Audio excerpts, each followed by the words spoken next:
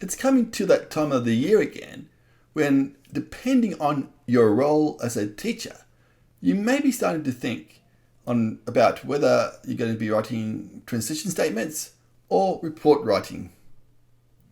Both of those are equally as important when it comes to the progression of a child's learning. So in this video, we're going to look at both how you can go beyond what's been happening today in writing effective transition statements and effective report writing that hone in on a child's capabilities and that accurately passes on key information that next year's teacher will need to be able to ensure that progression occurs, that continuity occurs in learning, and that they can plan and assess a child's capabilities effectively today. Now, before I begin to discuss those two areas, it is important that you understand what exactly progression means in ICT capability. Progression in ICT capability is more than a developing knowledge of technique and skills. Progression in ICT capability means that a child has developed autonomy in the selection and of tools and resources. It also means that they have developed an awareness of the benefits and the limitations of the digital technologies that they use, and that they are able to present their ideas about ICT use in a variety of ways, depending on the audience, and whether they have an understanding of the ICT potential of situations. Now, before I get into those two areas, I just want to first re-emphasize how important it is that when you start to think about transition writing for children, that you do follow the guidelines that your state or territory has set out for you. And there are examples there for you to follow. So I want to re-emphasize the importance of that. And also to make sure that you understand that, how the guidelines work and how things go. The purpose of transition statements is, as with report writing, to ensure progression of learning occurs for when children start school, to provide knowledge of children's strengths and the needs to teachers, and to improve the curriculum design. In the early years curriculum, there are two outcomes that focus and have aspects of the use of technology and ICT throughout the curriculum. Outcome 4, for example, has an aspect of technology use, whereas outcome 5 in the early years learning framework focuses a lot more on the integration of ICT throughout the curriculum. So there are two main approaches that are traditionally used when integrating ICT in the curriculum.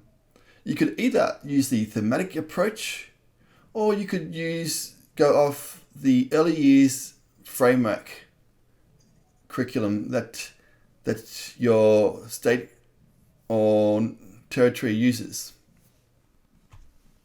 So what are the things that you need to include in a transition statement when writing about a child's ICT capability? I would suggest that you focus on their higher order skills, as these are demonstrated when children decide when it is appropriate to use ICT, when they plan routines, techniques, and processes, when they work independently to solve problems with ICT, when they evaluate the use of ICT use, when they explain and justify their choices of ICT use, and when they reflect on the learning of ICT use. By including these aspects of the ICT capability in the statement itself, you'll be able to go beyond just providing a simple statement about the use of ICT and be able to provide effective information for the future teacher to be able to build on in their planning. These observable behaviours can also be noted down in your report writing in primary education. However, can you recall what I said earlier about the purpose of transition statements? What was the third point? Or second point, I think it was. It was that, one of the purposes of transition statements is to provide the knowledge about a child's strengths and needs for their teachers. And this also goes for report writing, to be able to share perspectives about a child's ICT capability across primary education. But in primary education, it becomes more complex as we look at, as we move on from the early years curriculum to the Australian curriculum, for example, where we have the learning continuum that have level descriptors of what is expected of a child's progression in ICT capability at those learning areas. Focusing on those level descriptions, it would not be helpful to simply report that a child is functioning at level 1. Just to say that, because that simply states that level 1 is the best fit, when in fact that child may be functioning above or below that level. So that brings out the importance of effectively assessing, determining their capabilities in ICT, recording them and using them effectively in your statements. What you need to know is, more information will need to be passed on to teachers.